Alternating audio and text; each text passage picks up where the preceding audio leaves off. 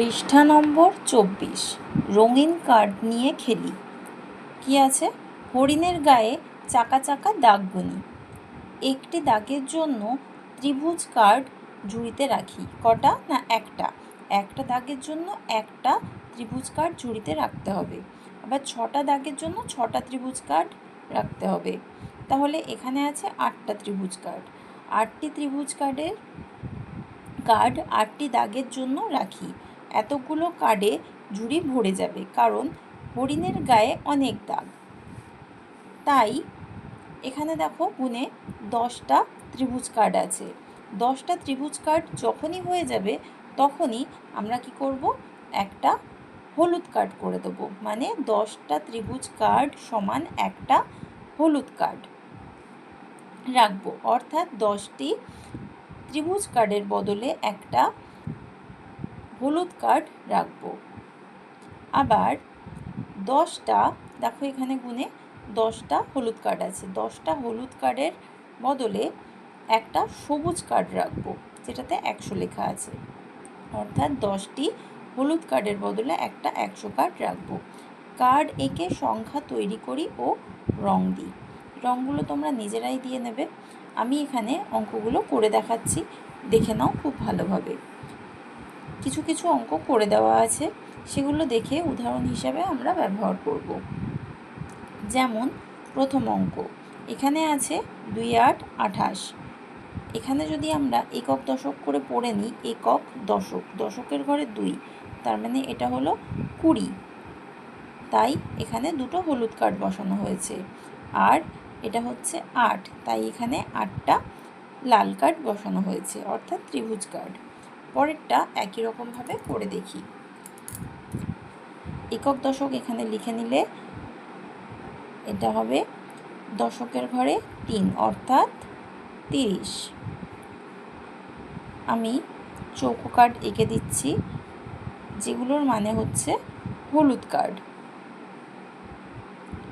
এখানে ভেতরে প্রত্যেকটাতে 10 লিখতে হবে।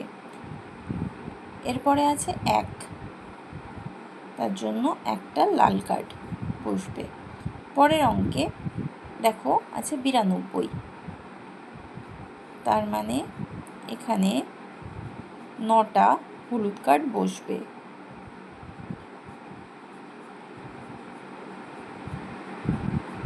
তারপরে আছে 2, তাহলে 2টো ত্রিভুজ কার্ড বসবে। এখানে খুব ছোট ছোট করে সংখ্যাগুলো লিখে দিলেও পারো।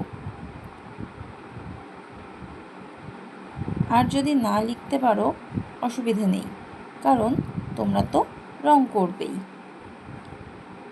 এর পরের অঙ্কে কিন্তু 3টে সংখ্যা আছে, অর্থাৎ একক, দশক, শতক। তাই যখনই শতকের ঘরে সংখ্যা এসে গেছে তখনই একটা হয়ে গেছে সবুজ কার্ড। পরেরগুলো একই নিয়মে হয়েছে, আগের অঙ্কের মতো। এবার আমরা নেক্সট অঙ্কটা করে ফেলি। এখানে আছে একক, দশক, শতক। শতকের ঘরে 2, অর্থাৎ সবুজ কার্ড হবে কটা? 2টো, মানে 100 লেখা কার্ড হবে 2টো। এরপরে দশকের ঘরে আছে 2, তার মানে হলুদ কার্ড হবে 2টো। তারপরে আছে 5, অর্থাৎ ত্রিভুজ কার্ড হবে 5টা। কি বোঝা যাচ্ছে তো? ঠিক এরকমভাবেই বাকি অঙ্কগুলোও কিন্তু করে ফেলতে হবে। যদি কোনো কিছু বুঝতে অসুবিধা হয় কমেন্ট করে অবশ্যই জিজ্ঞেস করবে, আমি উত্তর দেব। এখানে আছে 321, তাহলে সবুজ কার্ড হবে 3টে। সবুজ কার্ড মানে কি? 100 লেখা কার্ড।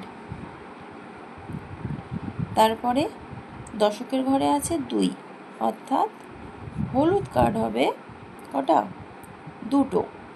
তারপর আছে 1 এককের ঘরে, তাহলে লাল কার্ড অর্থাৎ 1 লেখা কার্ড হবে একটা। একই রকমভাবে পরের অঙ্কটা করব। এখানে 732 লেখা আছে, তার মানে সবুজ কার্ড হবে 7টা।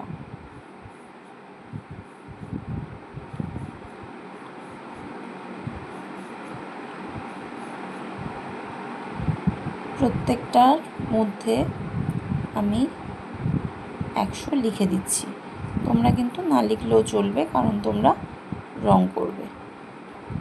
তারপরে আছে কত? দশকের ঘরে 3, তার মানে হলুদ কার্ড হবে কটা? 3টে হলুদ কার্ড, অর্থাৎ 10 লেখা কার্ড। এরপরে আছে কি 2, তার মানে লাল কার্ড অর্থাৎ ত্রিভুজ কার্ড হবে 2টো। এরপরে আছে পরের অঙ্কে 602, তাহলে সবুজ কার্ড হবে কটা? 6টা। 1 2 3 4 5 6, প্রত্যেকটার ভেতরে 100 লিখে দিচ্ছি।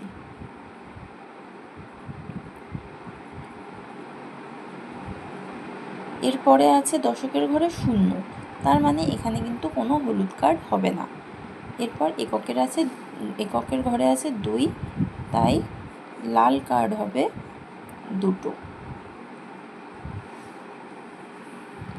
আশা করি বোঝা গেছে। যদি কোনো বুঝতে অসুবিধা হয় অবশ্যই কমেন্ট করে জানাবে।